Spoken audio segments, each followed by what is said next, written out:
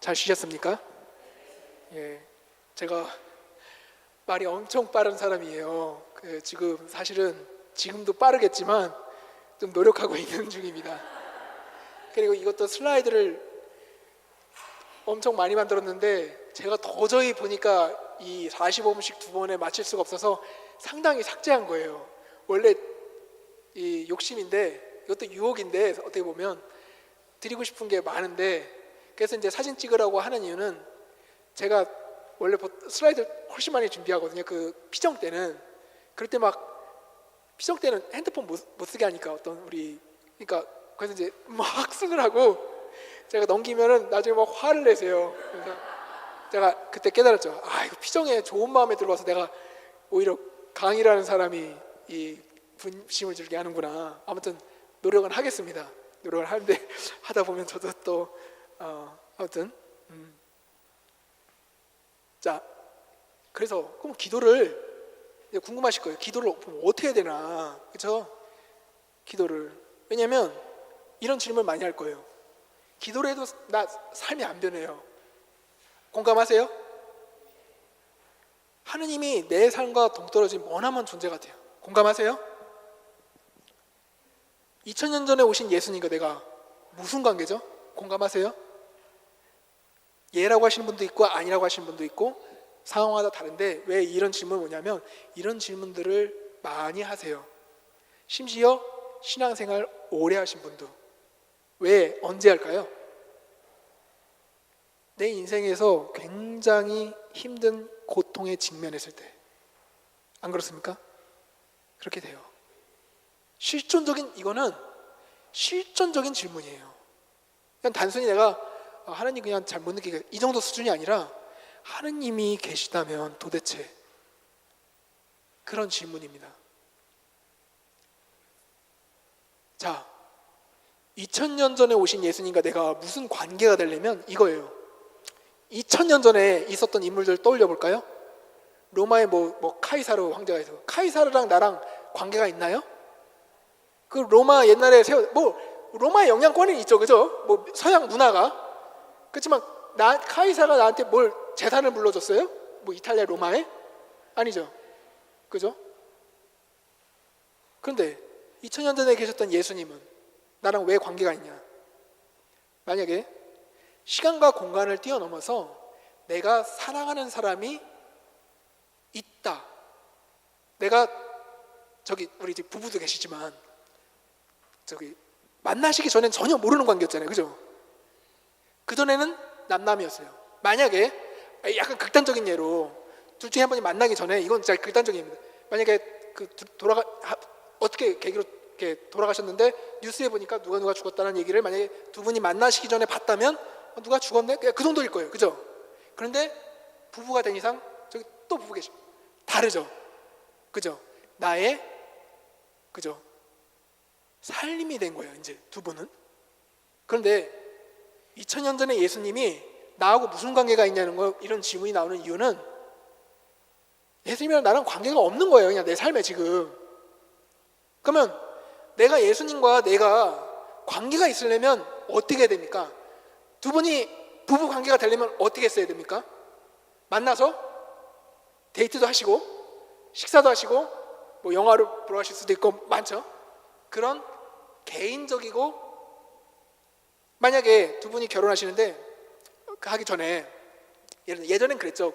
중세 시대만 해도 우리나라도 마찬가지로 가문이 맺어지면 얼굴 한 번도 모르는데 결혼식 날, 그죠? 지금은 그게 아니잖아요.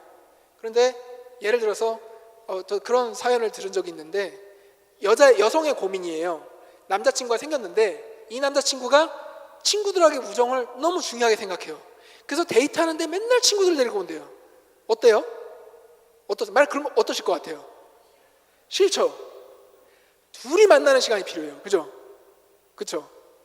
둘이 만나야 어떻게 됩니까? 사랑을 하든, 내 삶의 일부가 되든, 내 삶의 전부가 되든 뭐가 돼요, 그쵸? 마찬가지입니다. 예수님이 나랑 관계가 있으려면 인간 예수님을 만나야 돼요. 지금 저기 십자가 보사 계시죠? 그죠? 예수님이죠. 근데 저 자체가 예수님은 아니에요.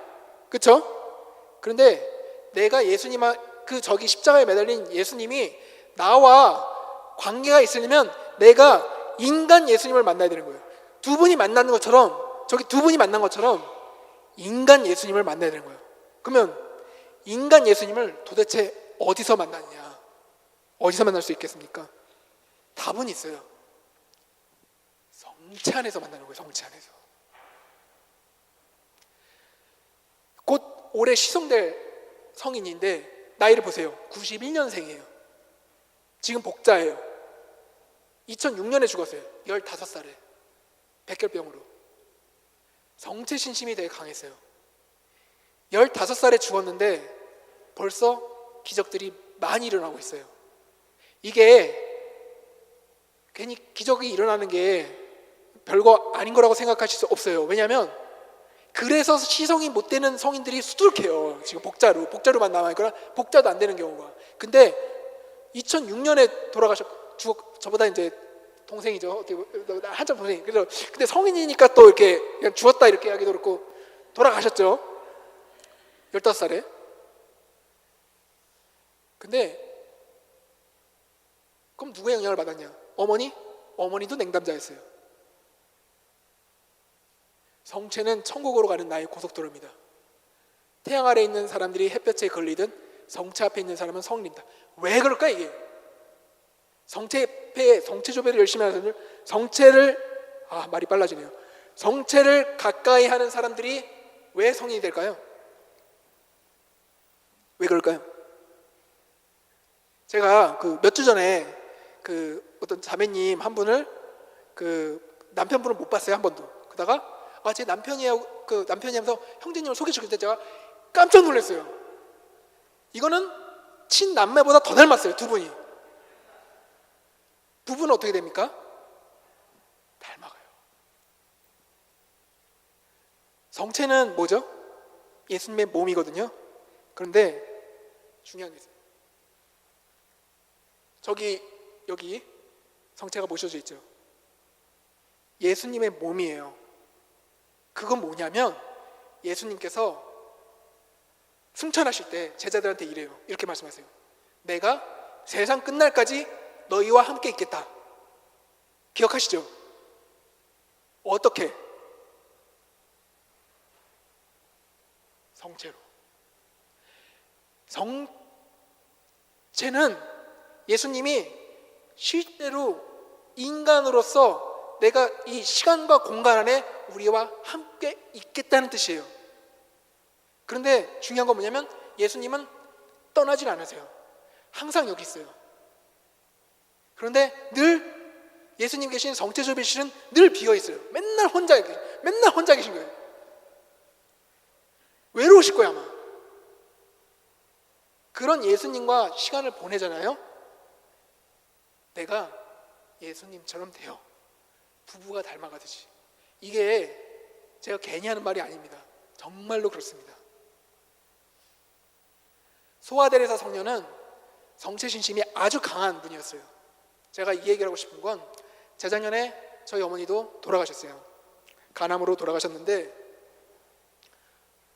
어머니도 처음에는 죽음을 받아들이기 어려워하셨어요. 왜 나에게 이런 일이 일어나는지 모르겠다고. 안 그럴까요? 다 그럴 거예요. 그죠? 저도 굉장히 괴로웠어요. 저는 결혼을 안 했기 때문에, 우리 배시민님도 결혼을 안 했기 때문에 자녀가 없잖아요. 그럼 우리가 가장 사랑하는 사람은 부모님이에요. 그죠? 우리한테는. 그런데 저는 아버지도 제가 입회한 지 1년 만에 돌아가셨어요. 어머니도. 이제 재작년에. 그러니까 저도 너무 힘들었어요. 너무 힘들고 너무 괴로웠어요. 근데 제가 이제 여름에 이제 한국에 가서 어머니 계신 요양병원에, 왜냐면 이제 대학병원은 오랫동안 입원해 있을 수 없잖아요. 나와야 되잖아요. 그래서 요양병원에 그게 뭐 나와서 나온 게 아니라 계속 언제든지 대학병원 근처에 모신 거죠. 그래서 언제든지 위급할 때 대학병원에 모실 수 있도록 그렇게 몇 차례 왔다 갔다 하시다가 결국에는 이번이 마지막인가 하다가 재작년에 이제 돌아가신 거예요. 그때 가보니까 어머니랑 같은 그 요양병원 병실에 계신 분들을 보면서 정말 다르게 느껴졌어요. 그 수사 때는 그 병원, 신부님도 비슷했겠지만 병원에 이렇게 시술을 가거나 이렇게 하잖아요. 그럴 땐 크게 안 와닿는데 어머니가 돌아가신 그 어머니의 죽음이 얼마 남지 않은 상황에서 그 병원에 가니까 거기서 죽음을 기다리시는 다른 분들도 눈에 들어오더라고요. 그때 제가 준주성범을 이렇게 읽고 있었는데, 왜 준주성범을 읽냐면 로열라 이냐셔 성인이 준주성범을 두고 성경 다음으로 위대한 책이라고 했어요. 그리고 이냐셔 성인도 돌아가시는 날까지 그 준주성범의 한 챕터씩을, 이게 챕터가 그 우리가 생각하는 챕터는 긴 챕터는 아니고 짧아요. 챕터를 매일 읽으셨어요. 저도 그래서 가급적이면은, 왜냐면 제가 우리 설립자시잖아요. 읽고 있는데 하필이면 어머니랑 병원에 있는데 딱 그때 있는 부분이 기억나요. 너가 다른 사람의 죽음을 봤거든 그 죽음이 너의 죽음이 되리라는 것을 기억해라. 그게 가슴에 팍 꽂히더라고요. 그러면서 제가 어머니의 돌아가시는 모습을 옆에서 완전히 임종까지 지켜본 건 아닌데 그 당신의 죽음을 그 받아들이는 과정을 지켜보고 그 옆에 다른 분들도 보면서 제가 깊이 깨달은 게 하나가 있었어요. 정말 깊이 깨달은 거예요. 마지막엔 아무것도 안 남아요. 첫 번째, 재산 아무 소용없어요. 재산 아무 소용없어요. 정말로. 가족도 소용없어요. 소용없다는 게 중요하지 않다는 게 아니라 왠지 말씀드릴게요. 거기에 한 분이 저희 어머니보다 나이가 많으신 분이 있었어요. 내가 물어보니까 신자분이시더라고요. 그러니까 저는 이제 신자분이시니까 여쭤봤더니 7년 동안 성당에 안 나오셨대요. 그래서 제가 그래가지고 그러면은 제가 고해성사랑 병자성사 드리겠다 했더니 처음에는 성당도 안 나가는 또 되는데 다시 권유했더니 사실 마음이 있으셨던 거예요. 그래서 병자성사를 해드렸어요. 했는데 막 우시더라고요. 울면서 지나온 날을 이렇게 하시는데 저한테 얘기한 건 아니고 저희 누님이 이제 그분의 사연을 들었는데 그 딸이 둘인가 셋이 있고 아들이 하나 있었나 봐요. 근데 이제 이분이 아들을 되게 편애하셨나 봐요. 그래서 재산을 거의 다 아들한테 준 거예요. 그러면 딸들이 기분이 어떻겠어요? 나쁘죠. 당연히 나쁘죠. 그런데 중요한 건 이 병원에 가장 많이 어머니를 찾아오는 사람은 누구였을까요? 딸이에요. 이게 굉장히 역설인 거예요. 아들은 어느 날 누나가 있을 때 아들이 한번 왔대요. 근데 와서 그냥 얼마 있지도 않고 그냥 아주 냉랭하게 그냥 있다가 어머니 그 병원에서 나올 생각하지 마세요 하고 가더래요. 그래서 누나가 이분이 너무 이 삶에 낙이 없는 거예요. 그렇게 사랑했던. 근데 딸들도 오긴 하지만 그게 늘 있는 거예요. 어머니에 대한 어떤 그런 서운함. 그러니까 마지막에는 사랑했던 자식들도 내가 마지막 가는 길에 저 느낀 게 뭐냐면 자식이 소용없다는 얘기가 아니고 내가 죽는 거는 이 죽음은 내 자식들이 대신 죽어주는 게 아니고 내가 죽는 거예요. 이 순간에는 오직 딱 하나만 남더라고요. 그러면 결론적으로 뭐냐? 신앙의 유무만 남더라고요. 이 신앙이 있고 없고에 따라서 내 삶의 마지막 모습이 결정되는 걸 거기서 너무 뼈저리게 봤어요. 어머니가 돌아가실 때 처음에 못 받아들이셨지만 마지막에는 누나가 이상하게 느낄 정도로 차분해지셨다고 해요. 그리고 돌아가시는 걸 직감하시고 돌아가시기 5일 전에 누나에게 병자성사를 요청하셨어요. 신부님 모셔달라고. 그러니까 누나가 왜 그러냐고, 지금 죽는 것도 아닌데. 어머니 느끼신 건데 어머니는 그거를 차분하게 받으시고, 제가 그 마지막 사진을 봤더니 제가 한국에서 봤을 때 모습보다 훨씬 더 차분하시더라고요. 그래서 고통이 없으셨냐? 아니에요. 마지막에 그 간병인 하신 분들의 얘기를 들어보니까 마지막에 매일 밤을 신음하셨대요. 너무 고통스러워서. 그리고 마지막에 돌아가실 때 전 잘 모르는데 여기 대동맥이 있나요? 정맥이 이게 파열돼가지고 결국에 돌아가셨는데 그렇게 마지막에 맞이하셨는데 그런 거예요. 제가 그걸 보면서 야, 마지막에는 신앙밖에 없다는 거. 이 신앙은 그러면 언제 결정되냐? 지금 내가 이 순간에 내가 어느 방향을 향하고 있는지에 따라서 그 내 마지막 모습이 결정되는 거예요. 이게 제가 그냥 제 체험에서만 한 말이 아니에요. 로베르토 벨라르미노 성인이 뭐라고 하냐면 잘 살아야 잘 죽는다라고 했어요.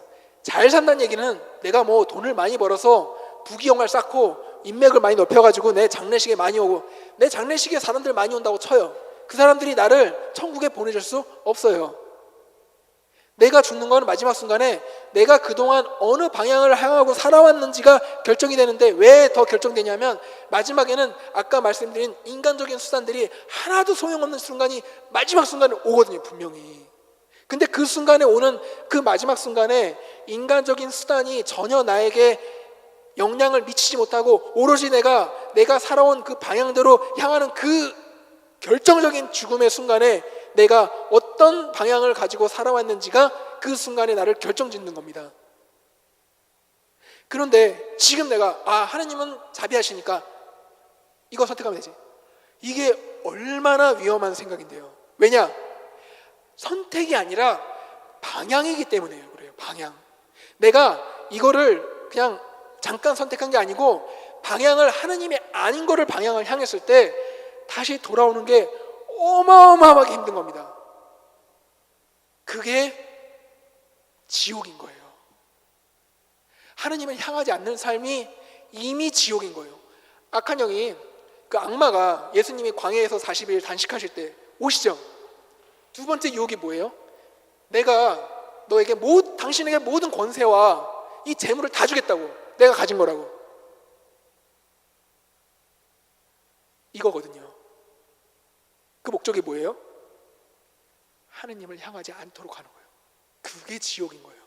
그 부귀영화를 누려도 하나님이 없는 삶은 그게 지옥인 겁니다. 그래서 내가 어떤 순간 몇 개 죄를 져서 지옥에 가는 게 아니고, 내가 지옥의 삶을 살면 마지막은 지옥이에요. 당연히 돌아올 수가 없는 겁니다. 제가 무슨 경고나 무시무시한 그런 얘기를 해드리는 게 아니에요. 지옥은 유황이 들끓고 마그마가 솟아오르고 그런 얘기를 하고 싶은 게 아니라, 지옥은 실존적인 나의 선택의 결과라는 걸 말씀드린 거예요.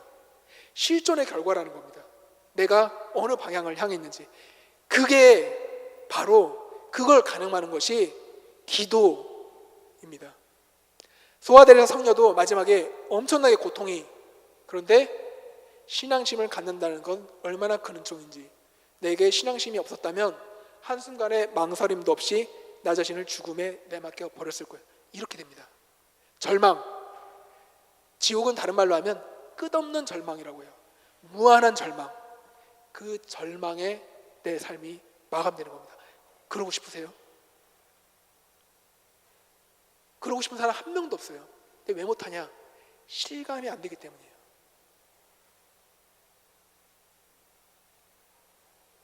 제가 기도를 해야 된다고 말씀드린 건 바로 그 절망 상태가 아니라 희망과 믿음과 사랑 안에서 늘 기뻐하며 감사하는 삶으로 내가 살 때, 죽음의 그 순간에 그 삶이 그대로 더욱 완성돼서 내가 머무는 곳이, 그게 천국이라는 겁니다. 따라서 천국은 내가 죽을 때 맞이하는 게 아니라 지금 이 순간에 우리가 어떤 선택을 내리냐에 따라서 천국이 되기도 하고 지옥이 되기도 해요. 내가 하나님을 선택하지 않으면 그대로 지옥으로 향해서 계속 가는 겁니다. 그리고 내가 이 순간 하나님을 선택하면 이 순간에 내가 이미 천국이 시작된 거고, 그 내 삶의 마지막이 천국이 되는 거예요. 무한한 기쁨, 늘 감사하고 늘 희망에 차 있는, 늘 하나님이 주시는 평화 안에 머물고. 그래서 천국과 지옥은 실존적 선택의 결과이지, 내가 한두 개 죄 지어서 이렇게 하고 그런 너무 단편적인 그런 차원이 아니에요. 대죄를 지면 그렇겠죠. 그렇지만 그것만으로 다 설명이 안 된다는 겁니다. 그래서 우리도 될 수 있습니다. 우리도 정말 성인처럼 될 수 있어요. 성인처럼 뭐 저기 시성되고 그런 건 아닐지라도 적어도 천국에 가면 누굴 만날 수 있나요? 성인들 만날 수 있잖아요. 똑같은 곳에 머물 수 있는 거예요. 물론 그분들 급에는 못 미치지만, 그죠? 우리가 수준이 아니지만. 정체조배에 대해서 2000년 동안 교회는 엄청 강조해 왔어요. 정체조배라고 하는데 조배로 번역이 되는데 이게 어도레이션이거든요. 이 말이 되게 중의적인 말이에요. 어도어 하면 무슨 뜻인가요? 흠숭하다, 그죠? 찬미하다, 그런 뜻이죠. 근데 우리나라 말로는 흠숭이란 말과 조배라는 말이 이게 구분돼서 번역이 되는데, 영어나 그 라틴어는 아도라치오, 그냥 한 단어예요. 조배하는 게 흠숭하는 거고 경배하는 거고 그분께 찬미를 드리는 겁니다. 그래서 이게 중의적인 의미라는 것을 염두에 두고 이 번역을 보시면 좋겠어요. 교황 바오로 2세가 이제 교회와 성체라는 그 회칙에서 말씀하세요. 성체 공경은 교회의 삶에서 성체 성사, 우리 미사와 엄밀히 연결되어 있다는 거예요. 왜냐? 제가 또 말씀드릴게요. 그분과 함께 시간을 보내는 것은 기쁘고 유익한 일이다. 무한한 사랑을, 아까 말씀드렸죠. 미사 때 미사만 그런 분들만 미사에 열심히 나오는데 잘 이 예수님을 인격적으로 못 느끼겠다고 하시는 분들이 많아요. 그리고 내 삶의 변화도 제가 단연코 말씀드립니다. 딱 한 가지 방법이 있어요. 여러분들이 미사 때에서 영성체를 모실 때 이 영성체를 모시는 이 영성체가 정말로 이게 예수님이 몸이구나 하면서 정말 기쁘게 받아 모실 수 있는 방법이 있어요. 뭘까요? 성체조배입니다. 왜냐? 자, 영성체가 가장 중요해요. 받아 모신 거니까, 그분과 한 몸이 되는 거니까. 그런데 아까 말씀드렸죠. 맨날 친구들하고 만난다고 보세요. 맨날 가족들하고 만나고 두 분과의 인격적이고 깊은 친밀감을 맺을 수가 어렵죠.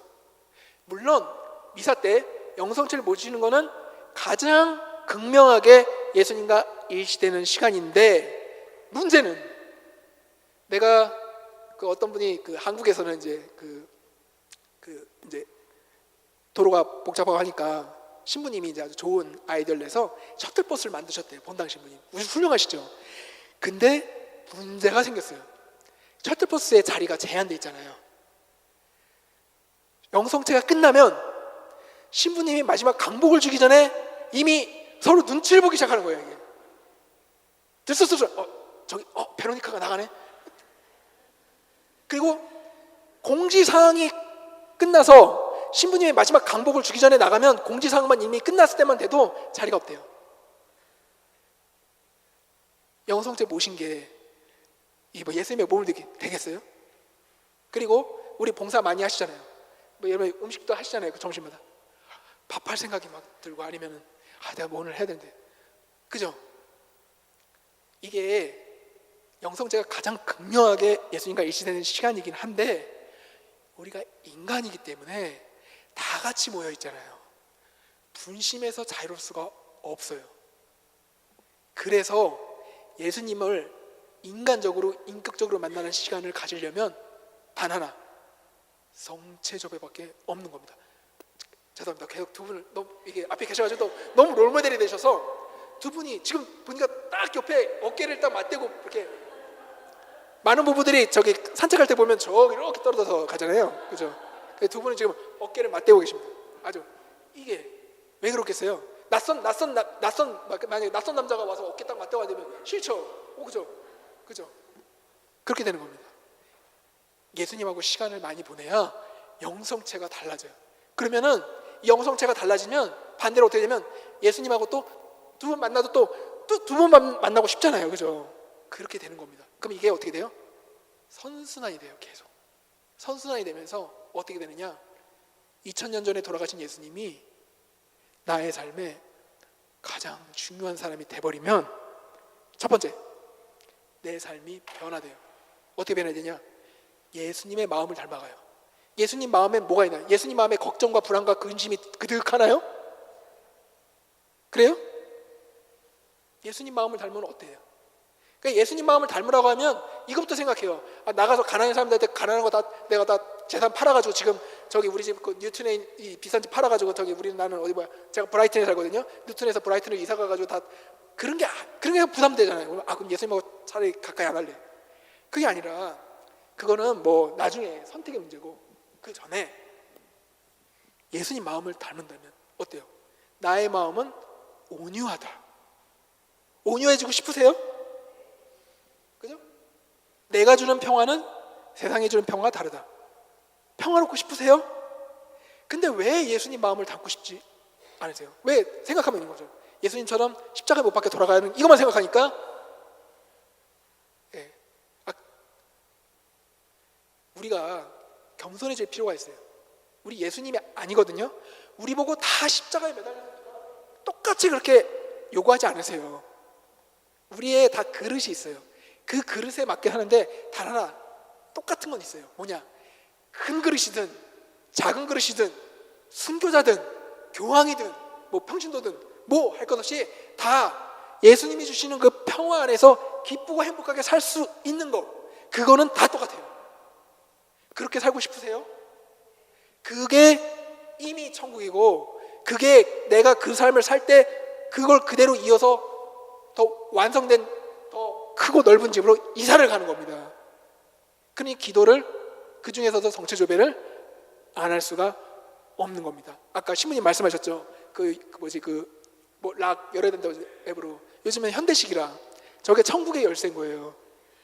천국의 열쇠가 지금 저기 있는데 요즘은 현대라서 천국의 열쇠도 이제 디지털인 거예요. 얼마나 좋아요. 이 천국 이미 그 정체조배실이 말하자면 천국을 미리 재현해 놓은 거예요. 이게 제가 그냥 드리는 말씀이 아니에요. 그 재현되는 천국을 안 오고 밖에를 돌아다닌다? 결국에 전 남자니까, 그리고 저는 그 자동차 회사 다녔어요. 그런 말이 있어요. 그 튜닝 있잖아요. 자동차 튜닝 막 바퀴 막 큰 거 달고 막 엔진 막 하고. 근데 그 튜닝을 돌고 돌다 보면은 마지막으로 종착점이 어딘지 아세요? 예, 순정이에요.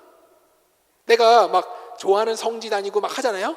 결국에 어디로 돌아오는지 아세요? 그 성지 다 다니고 성모 성지를 메주고리에 뭐 파티마 누르도 가세요. 좋아요. 근데 다 돌고 돌아서 어디로 오는지 아세요? 내 동네 본당에 정체조배실로 오게 됩니다. 그게 귀결이에요. 이따 말씀드릴게요. 왜 그렇게 되는지. 흐름이 그래요. 베네딕토 16세 주님과의 이러한 개인적 만남을 진정으로 내가 영성체를 받아보시는 걸 성수시키는 건 바로 이런 주님과의 개인적인 만남뿐이라는 거예요. 교황님들이 하신 회칙 있잖아요.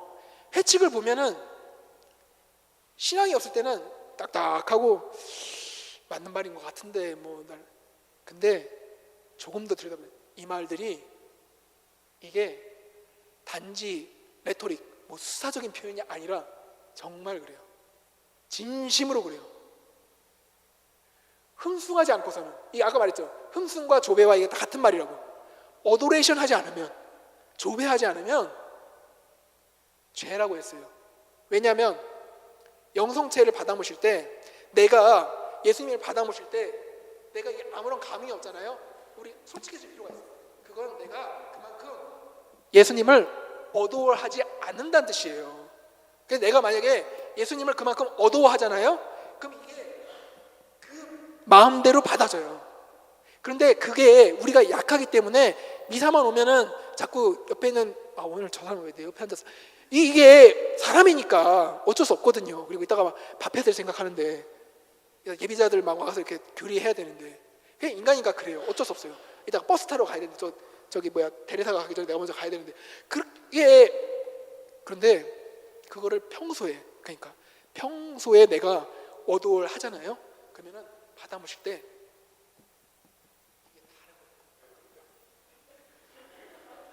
제가 너무 흥분한 것 같습니다. 그리고 프란치스코 교황님도 침묵 속에서 조배하는 습관 없이 주님을 앞섭다. 그래서 강하게 말씀하시죠. 이거 근데 이 말 정말이에요. 제가 이거 보면서 사실 프란치스코 교황님이 저는 교황 요한 바오로 2세가 심신 중에서는 되게 가장 강하신 분이라고 생각했거든요. 근데 이 말씀을 하신 거 보자, 와, 프란치스코 교황님도 못지 않으시구나 걸 느꼈어요. 그리스도인에게는 조배에서부터 활동이 시작된다. 정말 맞는 말이에요. 한번 해보세요. 걱정이 들고 불안할 때 인간적인 수단을 찾아서 이 불안을 해결하려고 하기보다, 물론 지금 당장 해야 되는 건 해야죠. 만약에 내가 지금 교통사고를 당했어요. 다리를 절고 있는데 조회부터 하고 가자. 어떻겠어요? 그러니까 상식적으로, 이제 그럼 상식적으로 병원에 가야죠. 그런 게 아니고 당장 지금 해야 되는 일이 아니라면 맡겨보세요. 놀라운 결과가 일어나는데 뭐냐? 아까 말했죠. 악한 영은 불안과 두려움을 타고 와요.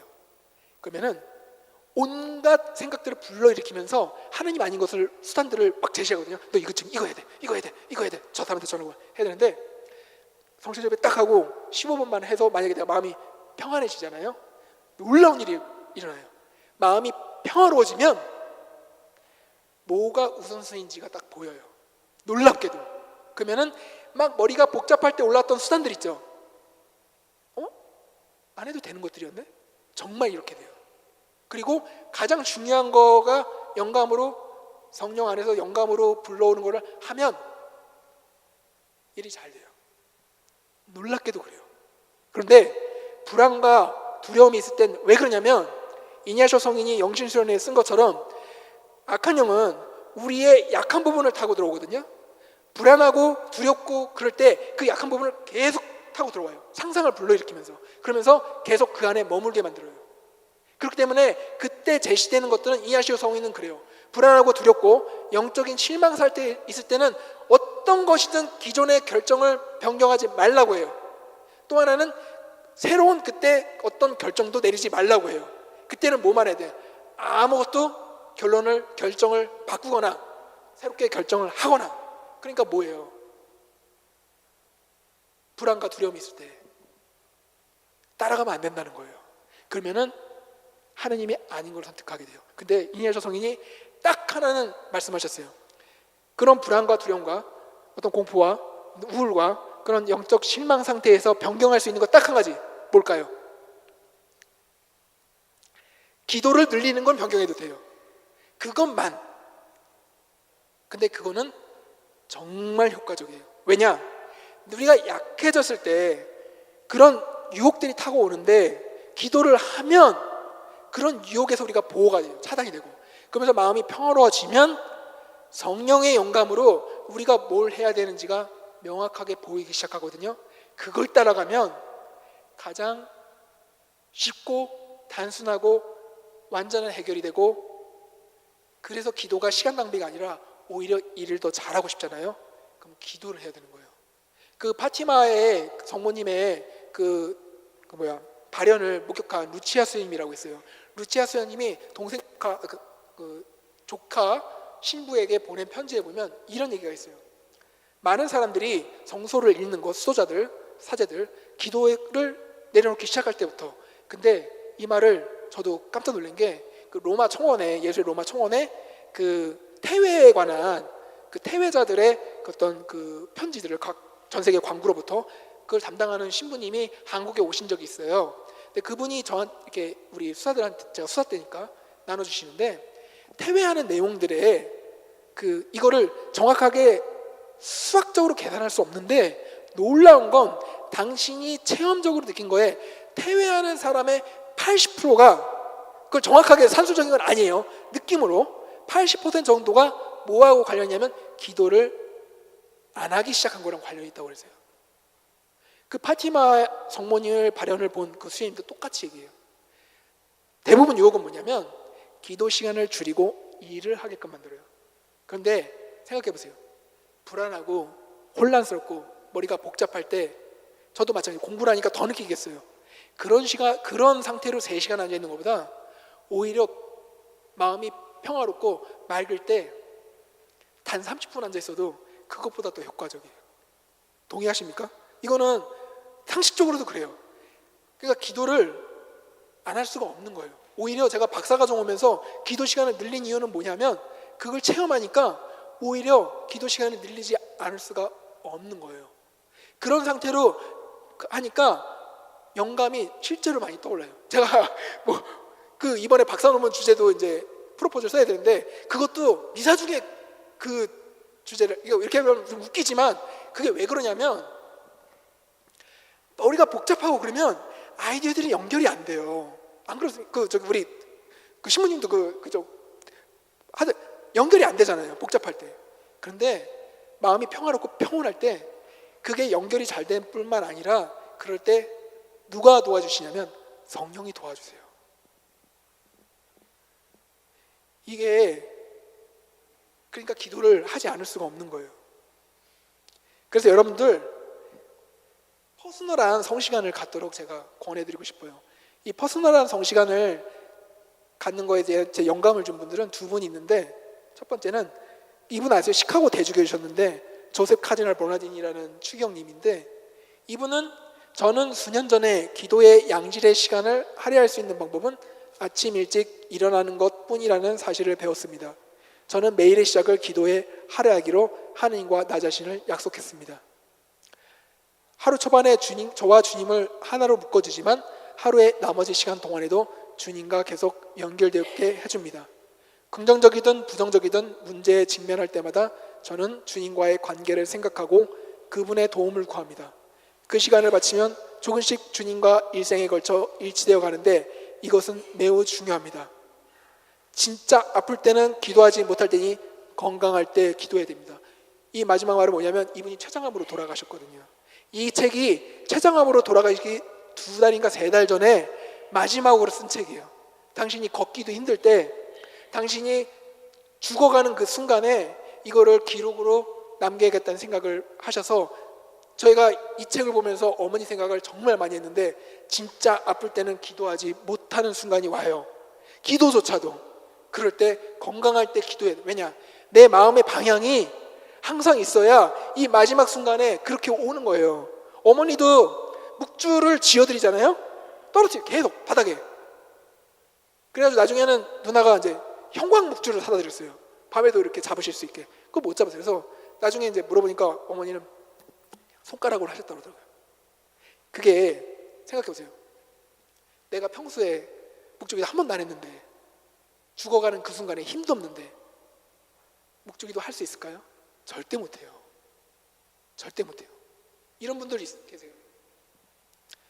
이거 어떤 죄인들도, 예를 들면 예수님 십자가 오른쪽에 매달렸던 강도짓 하다가 마지막에 회개해서 예수님이 너는 나와 함께 낙원에, 그러면 나도 좀 놀다가 막판에 가능할까? 이게 맞는 말 같아요? 안 맞아요? 그럴싸해요. 그죠? 왜? 하느님은 자비하시니까. 맞나요? 대단히 큰 착각이에요. 대단히 큰 착각. 사람은 다 부르심의 때가 있거든요. 그 강도는 마지막에 부르심의 때를 받은 거예요. 그리고 그 사람이 어떻게 살아있는지 몰라요. 억울하게 매달릴 수도 있는 거예요. 그 사람도 모르는 거예요. 착하게 살았는데 억울하게 매달릴, 그건 몰라요. 그리고 중요한 건 이거예요. 예수님이 말씀할 때 많이 받은 사람은, 많이 안 사람은 나중에 더 크게 호되게 맞을 것이다. 그래서 저랑 배신부님이 나중에 잘못 살면 더 호되게 맞아야 돼요. 그렇게 되요. 그런 책임감을 갖고 사는 거예요. 우리는 뭐냐, 내가 그런 말 하시는 그분이 그렇게 생각할 수도 있어요. 근데 그렇다고 해서 그분이 농담식으로 얘기한 거지 실제로 성당에 안 나. 그럴 뿐이었으면 그런 말 하기도 전에 안 나왔을 거예요. 그게 아니라 우스갯소리 한 건데, 뭐냐면 내가 부르심을 받았잖아요. 부르심을 명시적으로 거부한 건 내가 예수님을 몰랐던 거랑 천지 차이예요. 완전 천지 차이예요. 왜냐? 몰랐던 건 내 자유의지가 예수님을 직접적으로 거부하지는 않은 거예요. 그런데 불러줬는데도 거부한다는 건 내 자유의지가 거부한 거거든요. 그게 아까도 말씀드리지만 지옥의 상이 된 거예요. 그게. 그래서 계속 말씀드리지만 천국과 지옥은 실존적 결단의 결과인 겁니다. 내가 이 자리에 불러줬으면 지금 나한테 영혼 구원에 도움이 되기 때문에 불러주신 거예요. 그러면 지금 이 자리에서 충실하게 가야 되는 겁니다. 그죠? 그런데 내가 지금 좀 접었다가 더 크게 맞을 겁니다.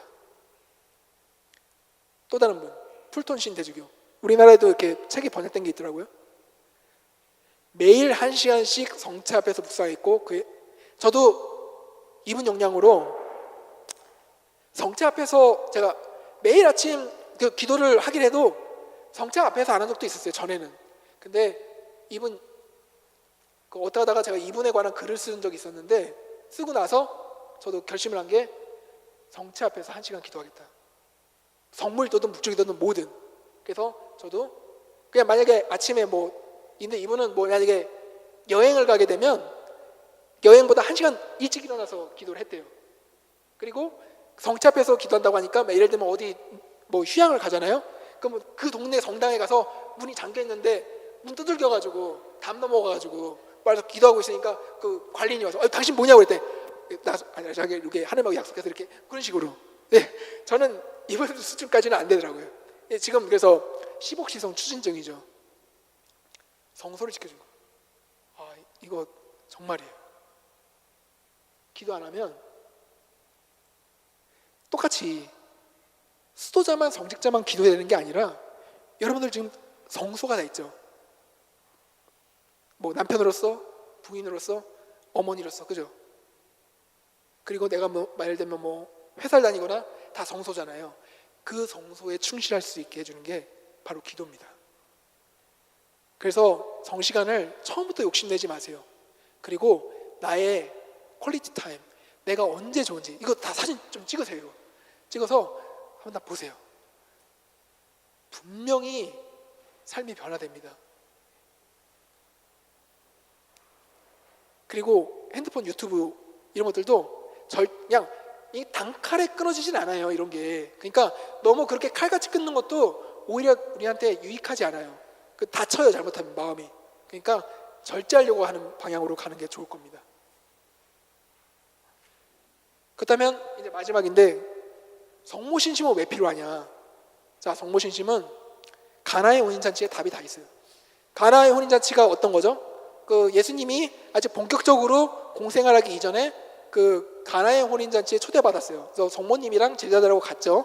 근데 보니까 예수님은 가만히 계신데 성모님이 이렇게 살펴보니까 이 포도주가 다 떨어져 가고 있었어요.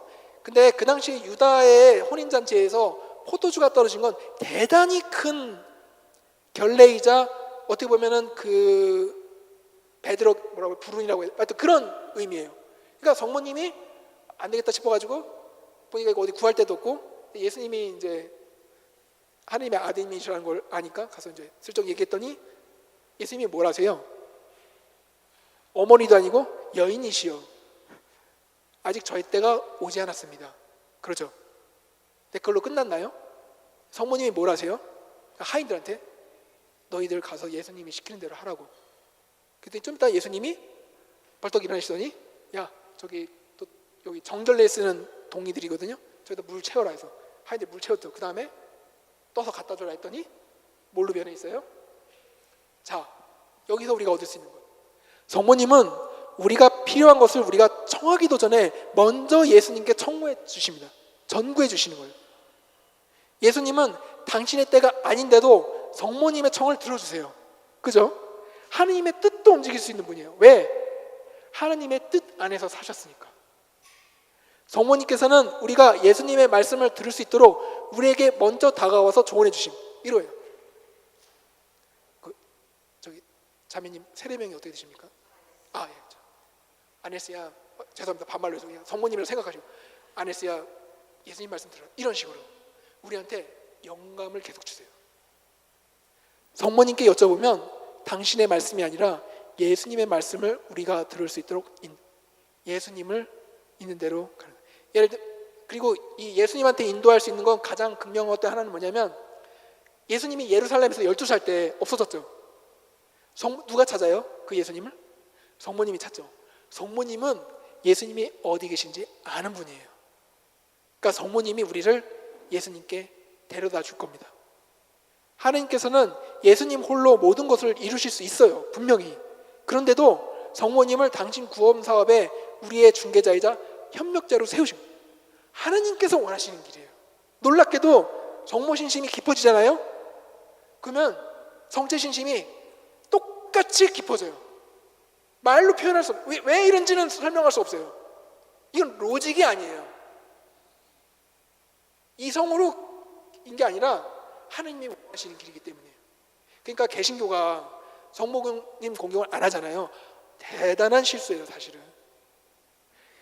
개신교 일부 교파에서는 성모님을, 예수님을 가로막는 방해물이라고까지 여기거든요. 아니에요. 방해물이 아니라 오히려 더 예수님께 가기 위해서 가장 탁월한 인도자세요. 이냐시오 성인이 이게 회심할 때 이 성모님이 있는 그 스페인의 몬세라트거든요. 몬세라트에서 자신의 가복과 이 기사로서의 삶을 봉헌해요. 왜 그러냐면 말씀드렸죠. 상상으로 매일 어떤 공주나 귀족 여자와 결혼해서 내 신분 상승하는 게 그 여성이 변한 거예요. 저도 이냐시오급은 아니지만 제가 아까 그 신부님 말씀하셨지만 제가 조금은 늦은 나이에 30대 초반에 입회했는데 저는 그 전까지 사제가 되고 싶은 마음 없었어요. 성가정을 이루고 싶었거든요. 마음속에 늘 어떤 그 정확히 설명할 수 없지만 마음 안에 늘 어떤 이상형의 여성이 있었어요. 실제로.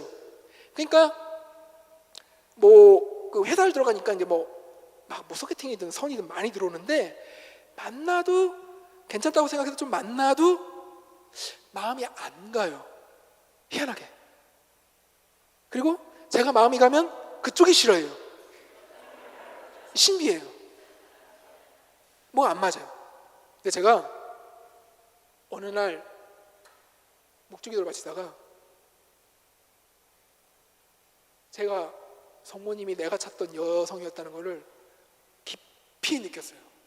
근데 그게 어떤 수준이냐면 그 성모님을 향한 기도문들 있잖아요, 성인들이.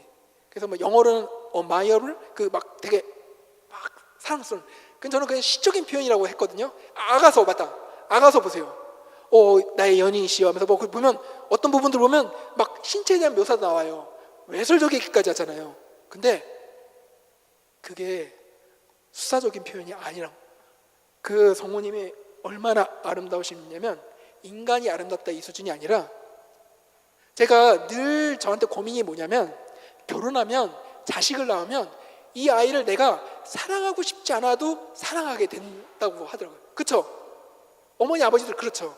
근데 저는 경험이 없어요. 그래서 그럼 나는 이런 사랑을 못 해보나 했는데 제가 자식이 없어서 모르겠지만 성모님이 정말 그런 분이라고. 근데 놀라운 건 뭐냐면 성모님을 그렇게 사랑하는 이 마음이 있잖아요. 그게 고스란히 어디로 가냐면 예수님한테 가요. 이게 놀라운 거예요. 이게 인간의 사랑하고 다르다는 거예요. 그렇게 하니까 어떻게 되냐면 내가 너무 사랑하는 사람을 위에 살 수밖에 없는, 뭐 그 정도 수준, 지금도 제 많이 짓습니다. 그런데 적어도 그 이전으로 돌아가고 싶은 생각이 없어지는 거예요. 이렇게 되는 겁니다. 근데 이게 어떻게 가능하냐면 그 기도, 꾸준한 기도와 성체조배가 우리를 그렇게 만들어요. 왜냐? 제가 아주 좋아하는 책인데 이게 한 달 기도문이거든요. 10분에서 15분밖에 안 걸려요. 이게 뭐라고 써있냐 여기 비지트. 사랑하려면 만나야 돼요. 이게 뭐냐면 성체 앞에서 성모님과 함께 드리는 성모심신과 성체조배, 아주 이 두 개가 연결되어 있는 기도문이에요. 10분에서 15분밖에 안 걸리는데 영어로 보셔도 되고 한글판도 있어요. 카톨릭 출판사에서 딱 나왔어요. 알퐁소 리고리. 자, 지금부터 성주간이 딱 보니까 공교롭게 한 달 정도 남았어요. 자, 다들 이걸 사시든 해서 오늘부터 한번 우리 30일 릴레이를 한번 여기 성체조배실에서 여기 지금 몇 분 오셨는지 제가 숫자 셀 거예요. 이분들이 매일 나오는지 한번 체크를 한번 해보세요. 제가 단연컨대 여러분들이 지금 이 순간부터 한 달 동안 성체조배를 실천을 해보세요. 한 달 후에 마음이 분명히 어떤 면에서든 변화가 시작된 걸 감지하실 거예요. 정말입니다. 그렇게 1년이 지나잖아요. 삶이 달라져 있어요. 이거 제가 괜히 하는 말이 아니라 제 체험에서 하는 말이고 모든 성인들과 많은 분들이 다 체험해서 나온 겁니다. 정말 해보세요. 변화됩니다. 내가 지금까지 나 변화되기 싫은데요. 근데 맛을 보잖아요. 이전의 삶이 얼마나 허무했는지 느끼실 겁니다. 시간이 많이 돼서. 사랑에는 두려움이 없거든요. 기도의 동의어는 사랑이에요. 의무가 아니라. 여러분들 사랑하고 싶잖아요. 기도하십시오. 사랑하게 되면 두려움이 없어져요. 두려움이 없는 삶 생각해 보세요. 얼마나 행복하겠어요. 그 삶을 산다고 생각해 보세요. 지금부터 기도를 하지 말래도 그래서 순교자가 나오는 겁니다. 내 목숨을 바꿔도 내가 더 이상 이런 예전의 두려움과 불안과 이 걱정에서 살고 싶지 않기 때문에, 사랑해서 살고 싶기 때문에, 이게 우리를 나중에는 처음엔 필요하거든요. 기도하려면 의지가 필요한데 다음에는 다리 멍둥이를 때려놔도 가게 되는 게, 이 정체소 배실이 나중에는 미어 터지 서로 들어가지 못해요. 안달이 나요. 그런 날이 왔으면 좋겠습니다. 정말. 여기까지 해서 마치겠습니다.